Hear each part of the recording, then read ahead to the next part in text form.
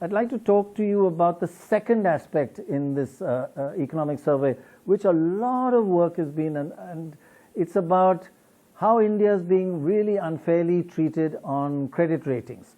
I'll just give you a little bit of, and you begin to think, look, if the world is wrong and they're not treating India properly, but, live with it, man. You have to, fight that. So anyway, this is what the survey says about India's low credit rating. It says it's wrong.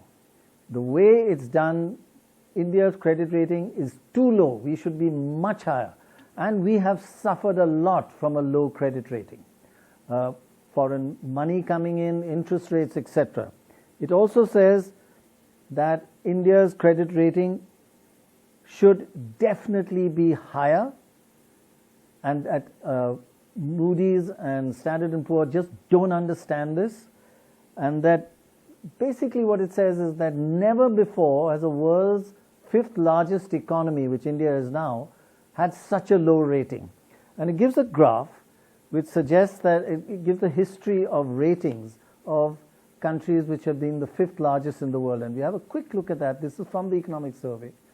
And it shows that, for the last several decades, countries which are the fifth largest have had AAA rating, except when China became the fifth. They give China immediately A-, which is still not too bad. But when India became fifth, they've given India BBB-. Now that really hurts. And he gives a lot of reasons why it should be more. But in a sense, Shekhar, these are professional people who make this assessment of BBB-. The world listens to them, and we can keep going on that no, it's wrong, they don't understand us, but you have to convince them to change it, right? Yeah, exactly.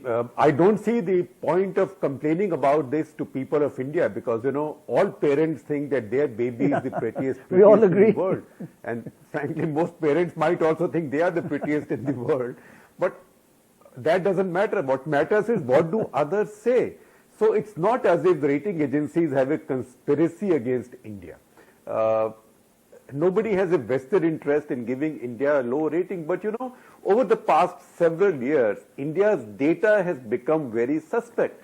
Now, some people say it a bit more rudely, some people say it very guardedly, some are diplomatic, some prefer not to say it. But the fact is that we messed up, we did a lot of jiggery-pokery with our growth figures, our debt figures.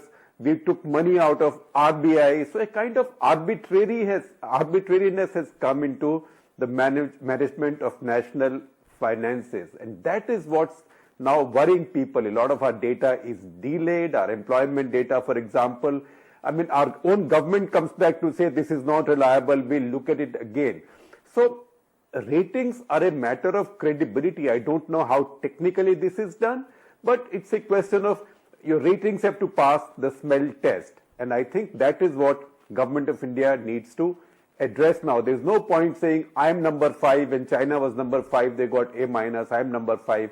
Number 5 means very little, because China became number 5. The gap between number 5 and 4 on a per capita basis may not have been as much as it is now, and they bridged that gap very quickly. Whereas India is a very distant number 5. Right, and I guess per capita matters and various other factors matter. It's not just the size of an economy, because we are also a huge population. Let me go to Arvind Virmani. Arvind, do you feel there is an element of truth, though, that India's BBB- is a little unfair? And if so, why is that happening? The standard explanation which the credit rating agencies give is fiscal sustainability type of issues. The funny thing is actually, I remember from when we, in 91, when I looked into this issue and found that the two countries which had the highest fiscal deficit or the debt GDP ratio in the world and also had high credit ratings were Japan and Italy. And the reason was that they were much more dependent on their domestic savings. Japan and Italy had among the highest domestic savings rates among the developed countries. So that was a point I used to make to the rating agencies. Now, there are many complicated things. To some extent, of course, there is the issue of fiscal remains. And now, exactly what the rating should be, etc., there can be room for disagreement.